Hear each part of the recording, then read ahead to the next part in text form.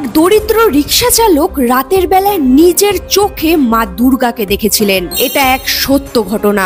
অন্ধ্রপ্রদেশের বিজয়ওয়াড়ায় 1955 সালে ভানকনা নামে একটি রিক্সা চালক প্রতিদিনের মতন রিক্সা চালিয়ে রাতের বেলায় বাড়ি ফিরছিলেন। হঠাৎ সে দেখেন তার সামনে একটি মহিলা দাঁড়িয়ে আছেন, লাল শাড়ি পরা এবং চুলের খোপায় ফুল দেওয়া। সেই মহিলা ভানকনাকে বললেন, তুমি কি আমাকে একটু সামনে নামিয়ে দিতে পারবে? ভানকনা বললেন, হ্যাঁ, আমি তো ওইদিকেই যাচ্ছি। পথে যেতে যেতে মহিলাটি ভানকনাকে জিজ্ঞাসা করলেন, তুমি এত রাতে রাস্তায় ঘুরছো, তোমার ভয় লাগে না? সবাই বলে রাতে এই রাস্তায় মা দুর্গা নিজের রূপ বদল করে ঘুরে বেড়ান। ভানকনা হেসে উত্তর দিলেন, আরে মা, কেমন কথা বলছেন? দুর্গা মা তো সবার মা, তাকে ভয় পাবো কেন? তারপর হঠাৎই ওই মহিলা রিক্সা থেকে অদৃশ্য হয়ে গেলেন। ভানকনা গাড়ি থামিয়ে দেখে ওই মহিলাটি অনেক দূরে চলে গেছেন। তখন সে চিৎকার করে বলল, আরে মা, আমার ভাড়া তো দিয়ে যাও। তখন দূর থেকে সেই মহিলা বললেন, তোমার ভাড়া তোমার রিক্সার পেছনের সিটে রাখা আছে। ভানকনা ফিরে তাকিয়ে দেখে পেছনের সিটে দুটি সোনার বালা রাখা আছে। ভানকনা বালা হাতে নিতেই সেই মহিলাটি হঠাৎই কোথায় যেন